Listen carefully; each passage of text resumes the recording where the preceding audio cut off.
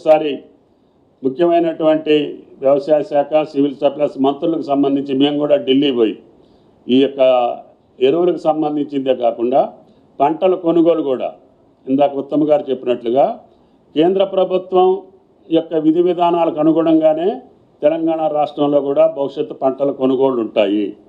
కాబట్టి దయచేసి గతంలో ఉన్నటువంటి రాజ్యాంగబద్ధమైనటువంటి బాధ్యత కేంద్ర ప్రభుత్వం విస్మరించి ఎంఎస్పి ప్రకటించి ఆ ఎంఎస్పి ప్రకటనకు అనుగుణంగా కేంద్ర ప్రభుత్వ సంస్థలైనటువంటి ఎఫ్సిఐ కావచ్చు, నాఫెడ్ కావచ్చు, అదేవిధంగా సిసిఐ కావచ్చు, పత్తికి, వరికి, అదేవిధంగా మిగతా పంటలకి ఈ 3 సంస్థలనే కేంద్ర ప్రభుత్వం ఎస్టాబ్లిష్ చేసింది. గతంలో పండించినటువంటి పంటల మొత్తాన్ని కూడా ఈ 3 సంస్థలు కొనుగోలు చేసాయి. రాష్ట్ర ప్రభుత్వాలు కేవలం ఫెసిలిటేట్ చేసి ప్రొక్యూర్ చేసి వాళ్ళకి అప్పచెప్పేటటువంటి బాధ్యత మాది. పూర్తి పంటల్ని రైతులు పండించినటువంటి పంటలను కొనుగోలు చేసే బాధ్యత ఎంఎస్పి ప్రకటించినటువంటి రేటుకి కేంద్ర ప్రభుత్వానికి.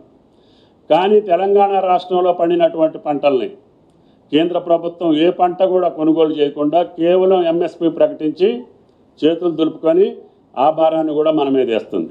అందుకనే దాని మీద కూడా ఆయా శాఖ మంత్రుల మీద ఒత్తిడి తీసుకురావడం కోసం రాష్ట్ర ప్రభుత్వ పక్షాన అన్ని పక్షాల పార్లమెంటు సభ్యులతో పాటు మంత్రివర్గ సభ్యులు కూడా వెళ్ళి ఆయా శాఖ మంత్రుల మీద ఒత్తిడి తీసుకొచ్చి రాష్ట్ర ప్రభుత్వంలో పండినటువంటి పంటల యొక్క వివరాలు, మొక్కజొన్న మేము 15 లక్షల మెట్రిక్ టన్నులు కొన్నాం, మీరు ఒక గింజ కూడా కొనకపోతే మా రైతుల యొక్క పరిస్థితి ఏంటి?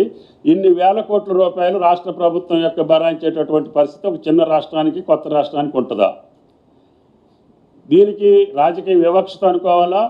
తెలంగాణ రైతాంగం మీద మీకు ఉన్నటువంటి కక్ష అనుకోవాలా? లేకపోతే ఈ ప్రభుత్వాన్ని అపహాస్పాలు చేయాలనుకుంటున్నారా?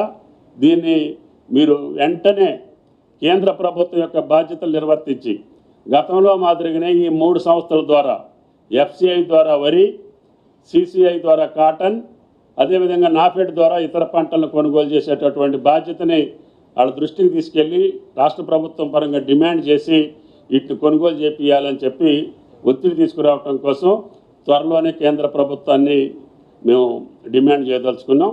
ఎరువులకు సంబంధించి కూడా ఏదైతే రామగుండం ఎరువుల ఫ్యాక్టరీ ఉందో దాంట్లో తయారయ్యేటటువంటి ఎరువుల్ని మన స్వరాష్ట్రంలో మన యొక్క ఇన్ఫ్రాస్ట్రక్చర్ తోటి తయారైనటువంటి ఆ ఎరువుల కర్మాగారంలో ఉన్నటువంటి ఎరువుల్ని ఇతర రాష్ట్రాలకు పంపించి మన ఇబ్బంది పెట్టడం సరైన పద్ధతి కాదు. అది కన్స్ట్రక్షన్ అప్పుడే ఆ ఎంఓయూలోనే అధిక భాగం తెలంగాణకి వెచ్చించాలని చెప్పి అగ్రిమెంట్ ఉన్నప్పటికీ కూడా కేంద్ర ప్రభుత్వం నిరంకుశంగా మనకు సప్లై చేయకుండా మన రైతులను ఇబ్బంది పెడుతుంది.